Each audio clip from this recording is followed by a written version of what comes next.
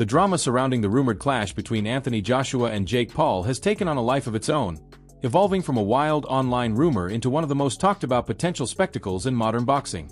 What began as a provocative callout has now escalated into a global debate fueled by leaked training footage, expert warnings, and a growing sense that Jake Paul may have finally stepped into waters far deeper than he realizes. The conversation shifted dramatically when footage emerged of Joshua training with a level of intensity and sharpness that fans hadn't seen in years. Explosive combinations, crisp movement, and a renewed mean streak suggested a heavyweight rediscovering the ruthlessness that once made him champion.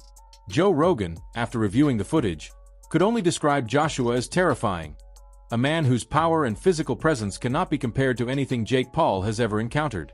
The matchup, according to promoters, will be a fully sanctioned professional heavyweight bout, not the kind of exhibition that allows excuses or backstage arrangements.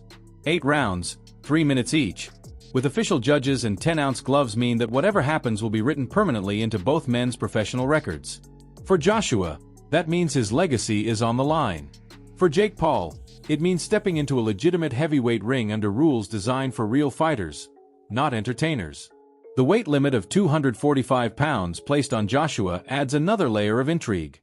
While some immediately questioned the purpose behind such a specific number, others pointed out that this prevents Joshua from entering the fight heavier and slowing into a lumbering powerhouse. Instead, it forces him into a leaner, sharper physical condition, which may make his punches even more destructive. Jake Paul's promoter, Nakisa Badarian, insists that this fight is far more competitive than people believe.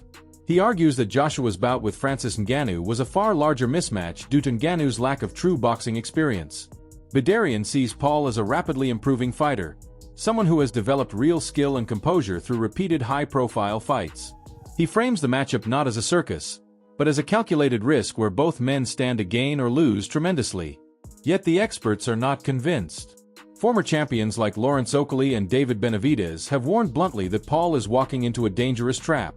They point to Joshua's power and technical pedigree, emphasizing the disastrous outcomes that can happen when inexperienced fighters step into the ring with elite heavyweights. Ngannou, a monstrous athlete known for knockout power, was flattened within minutes by Joshua's precision and speed. If a seasoned combat sports veteran could be dismantled so quickly, what hope does Jake Paul have? Carl Froch has gone even further, suggesting that Joshua is cashing out.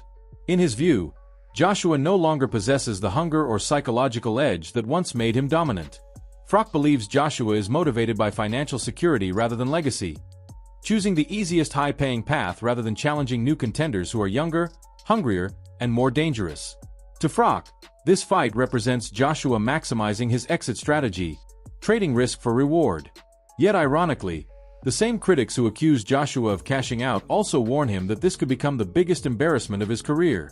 The public perception trap is clear. If Joshua destroys Paul quickly, people will say it was predictable and meaningless. If the fight is competitive, Joshua's credibility collapses. If Paul somehow wins, Joshua becomes a cautionary tale about legacy squandered for money. That paradox places all the pressure on Joshua. Jake Paul enters the ring with nothing to lose. If he is knocked out instantly, the world shrugs and says he was never meant to survive. But if he survives a few rounds, lands a clean shot, or pushes Joshua in any meaningful way, the narrative swings wildly in his favor. The psychological weight of expectation may be Jake Paul's most powerful weapon. Experts have argued that Joshua's confidence has fluctuated dramatically since his shocking loss to Andy Ruiz. The image of Joshua, shaken and unable to recover from a single grazing punch, still lingers in the minds of fans and analysts. Since then, he has fought inconsistently, displaying flashes of brilliance mixed with moments of hesitation. His knockout loss to Daniel Dubois reignited concerns about his durability. Meanwhile, Jake Paul has stayed active, fighting 6 times since 2023. While the quality of his opponents is heavily criticized, the activity itself matters. A fighter who remains in the ring consistently sharpens his instincts and timing, while inactivity dulls them. Physically, the matchup appears absurd. 6'6" versus 6'1", 250 pounds versus 227, a massive reach advantage, decades of elite training versus a few years of rapid development. David Hayes' warning that this could be Jake Paul's last day in the ring reflects the brutal reality of heavyweight boxing. One clean punch from a man of Joshua's size and pedigree can produce catastrophic results. Fighters have lost careers, health, and even their lives from less. And yet, the fight remains compelling because Jake Paul represents something unpredictable. He has knockout power, unconventional technique, and a belief in himself that borders on delusion. He has disrupted the boxing world before, turning celebrity exhibitions into legitimate financial and cultural phenomena. Tyson Fury himself has suggested Paul could pull off the unthinkable if he lands the perfect shot. While highly unlikely, the mere possibility fuels the spectacle. This is why the fight feels like a modern David versus Goliath story. The giant, powerful champion facing a smaller, underestimated challenger who built his career outside the traditional system. For Joshua, the danger lies not just in the ring, but in the legacy he risks. A single mistake could redefine his entire career narrative. For Jake Paul, this is the ultimate swing. Either he becomes a legitimate force in boxing overnight or he is brutally exposed. Now the question becomes unavoidable. Is Anthony Joshua making a brilliant financial move, cashing in on a massive payday while facing a seemingly inferior opponent?